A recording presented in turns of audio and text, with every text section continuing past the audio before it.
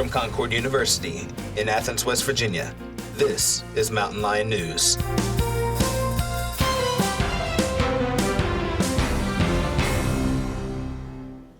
Hello, and welcome to Mountain Lion News. I'm Leah Gilpin.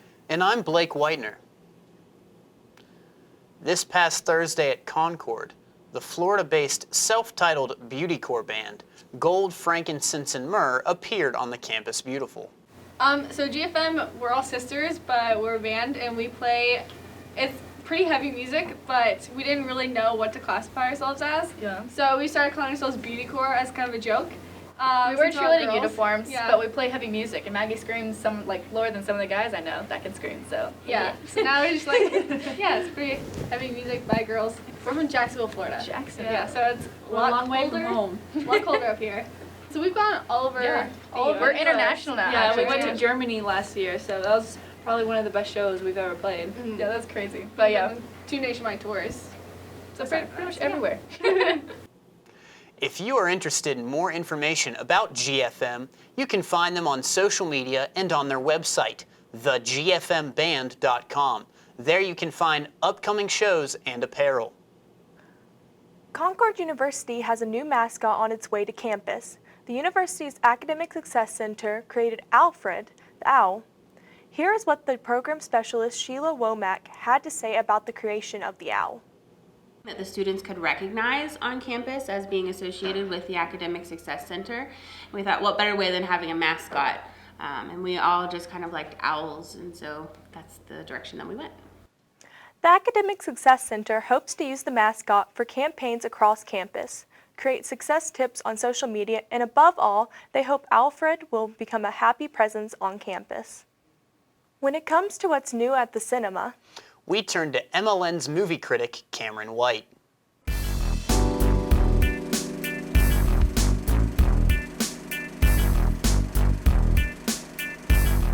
How to Train Your Dragon 3, The Lost World, is directed and written by Dean de Lebois, who also wrote and directed the first movie. But he was only an executive producer on the sequel. And let me say, while I did enjoy the second How to Train Your Dragon, it was missing something. Luckily, de Blois brought back that spark and ended the trilogy on what might be the best movie of the three. That is right. I loved this movie. I am surprised as well. The film will tug at your heartstrings and hit you with a blast of nostalgia, especially if you've grown up watching these films, the first of which came out almost a decade ago. It should go without saying that the animation is beautiful, but DreamWorks stepped up their game big time for this outing, and it really paid off. Watch The Lost World in theaters while you can. The last thing I would want this review to be would for it to somehow drag on. But this review is actually a double feature because I am also reviewing the newest comic book film to hit the theaters, Captain Marvel.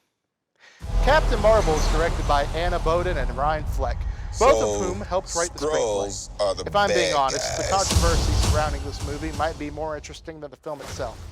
It seems that a group of people were giving the film a negative review before it even premiered. And all I have to say about that is, guys, what is wrong with you? The fact that you're fine with a raccoon in a tree being superheroes, but not a woman, says a lot about you guys, and none of it's good. With that said, the movie's good, but I would not advise watching it unless you've seen all the other Marvel movies or really love cats. Brie Larson does a decent job, but it's really Samuel L. Jackson who makes this movie. Even at 70, he still nails every role. The film is, at the very least, a good appetizer for Avengers Endgame. It's crazy to think that the first movie in the Marvel Cinematic Universe, Iron Man, came out over a decade ago in 2008. I keep having these. Well, that review was marvelous. That's been it for now. This has been See You at the Cinema. I'll be back with another review in 2 weeks. Reporting from the MLN studio, I am Cameron White.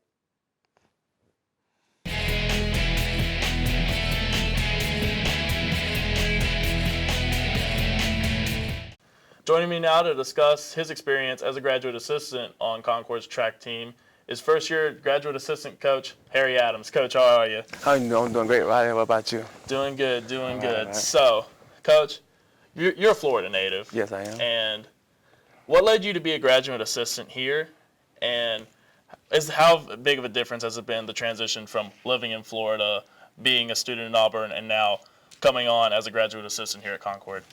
Oh, well, it's been a big difference coming from Florida. Coming to West Virginia is like the weather, the deers in the road, the cows, everything is just a big culture shock. So I'm happy to be here. You know what I'm saying? I enjoy track. I have a passion for it. I love seeing people getting better. So that's what I'm here for, and I'm enjoying every bit of it right now. Yeah, you mentioned that passion for track. You had a prolific college career at Auburn University, competed against some of the best competition in the SEC. Yeah. You became the 81st person in history to break 10 seconds in the 100 meters in 2012, right? Yes, sir. And in that, tell us about some of your experiences. You've also raced for Team USA as well. Tell us about some of your track experiences and all that. Okay, well, it's fun. Yeah, it's a lot of traveling, and I've been to like 12 countries since been doing track. I've been to London where I had to race Usain Bolt, one of the fastest guys in the world. He is the fastest guy in the world. So I had a quite experience doing that. And at Auburn, like you said, I did run. I broke the school record. I have a school record right now. I've been the SEC champion, and right now I'm trying to bring that knowledge, what I gained in college and my professional career, to here at Concord, try to help these guys do the same thing that I did. That's awesome to hear. So going on to that, you've taken on some great athletes that Coach Cox has recruited here to Concord, such as Kirsten Schrader, Kelshawn Grant, Corey Carvelli, and Emily Henry, just to name a few.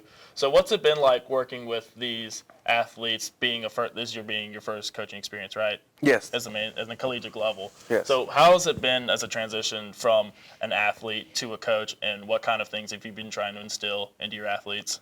Mainly the mindset that I have, coming in, that I knew it's going to be a different mindset because everybody have a different perspective for track. So as me getting here, I started learning the athletes, and I see how hungry they are to get better. And that drives me as a coach to make them get better. So I want to see them get better. Actually, we just got done with practice right now. So we're headed back over there, and those guys have worked their butt off. They've been working really hard. Kirsten, Emily, Corey, Kelshawn, all those guys have showed some improvement this year so far. So, and that's what it's all about, is making someone better. And I'm going to continue to do that and try to get them to run the PR every week if I can. That'd be awesome to see. Yeah. So, finally rounding things out, what are you expecting for the rest of this track season? You got the Shamrock and the Coastal Carolina Invites coming up. You got big meets such as Richmond and High Point leading up into the conference meets, which will be around the 1st of May. Right. And at the beach, how are you going to try and balance being at the beach, the fun, the excitement, warmer weather than here in Athens? How are you going to balance that with the competing aspect as well? How are you going to keep the mindset and the focus and the goal intact to compete against high-end competition here in South Carolina? Right. Well, the goal is to go down there to run fast. I know guys want to have fun, and we can do both. But at the end of the day, we know what we're here for, and we're here for competition, and we're here to compete, and that's what we're trying to do. Coach Adams, I'd like to thank you for coming on. It's been a thank you. Good interview. APC committee meeting, Monday, April 1st, 2019, 3 p.m. to 4:30 p.m. in the stateroom. BCM, Because Christ Matters, Tuesday, April 2nd, 2019, 7 p.m. to 8:30 p.m. in the AB conference room. Transfer and Remit Advising, Tuesday, April 9th, 2019, from 9 a.m. to 3 p.m. Vine and Branches Weekly Meeting, Wednesday, April 17th, 2019, 8 p.m. to 10 p.m. Social Work Continuing Education Deaf Culture, Thursday, April 18th, 2019, 8 a.m. to 4 p.m. in the stateroom.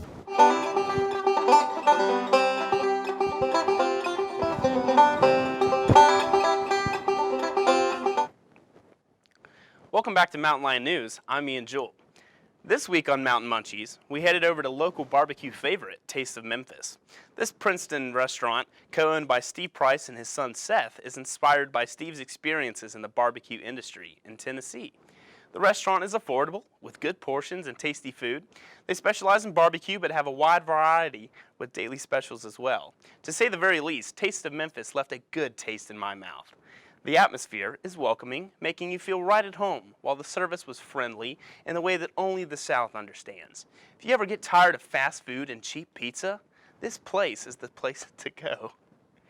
Taste of Memphis is located at 1275 Stafford Drive in downtown Princeton, down across from Kroger's. If interested, you can contact them at 304-425-9667. Thanks, Ian. Now here's MLN correspondent Brandon Hushin with our new video game segment, Press Start.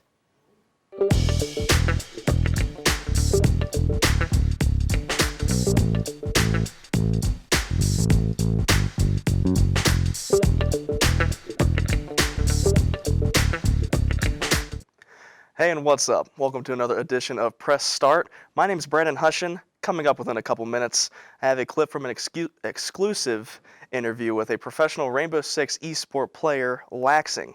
That's coming up. But first, let's check out what's hot and new in the eSport gaming industry.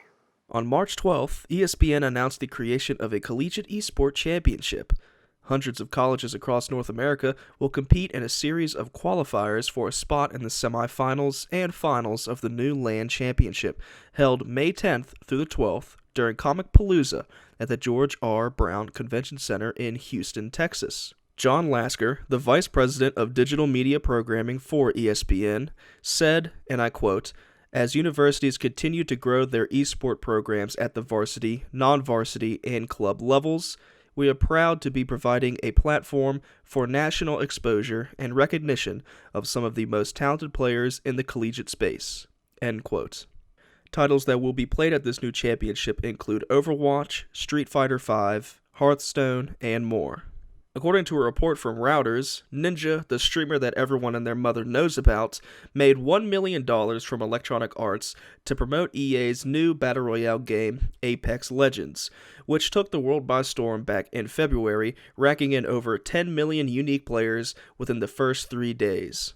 EA also paid the popular streamer and ex-CSGO professional, Shroud, to play and promote the new free-to-play game during the first week, but details have not been released on the terms of that deal. The Tom Clancy's Rainbow Six Invitational 2019 occurred back in February in Montreal, Canada. Teams from around the world battled it out to take home the grand prize of $650,000 US. He needs to get into the sight and keep in mind, in a 4v1, they are the best team that has ever played Rainbow Six, and the first team to repeat as defending reigning world champions. The champion of that tournament is G2 Esports. And now here's a clip from an exclusive interview I had with Rainbow Six professional Laxing. As me and you were talking last night, you talked a little bit about a couple things. One of them was, yes, you can make a living off of it. And the second was, yes, it is demanding. I understand that you can make a living off of it, and most people do around the gaming community today, but years ago, that was never possible. The grind, the sweat, and the dedication that the early esport players put into their game, or whatever you want to call it, have definitely laid the foundation to what is to come in the world of esports. So what I would like to know, and I'm sure a lot of other people would as well, how demanding is this career that is esports and Pro League? Yeah, I mean, it's demanding like any, job is that involves you single-handedly, or even a team, like any professional sport, or just in general. I mean, you're practicing a lot, you're VOD reviewing, you're doing all sorts of things. You're making sure you're playing at the best of your capability that you can do, because at the end of the day, if you aren't performing, whether it's pro athlete like baseball, basketball, whatever, that person that's underneath you is going to take your spot. And that's exactly how it is in esports. The second you start underperforming, the second you start not caring, the second you just start slacking in general, it's the second you're going to be out. And it's just super, what's the word I should say? It's very cutthroat. It is very cutthroat in esports. That's all for this edition of Press Start. My name's Brendan Hushin, and until next time, take care. That's all we have time for this week's MLN News. I'm Leah Gilpin. And I'm Blake Whitener.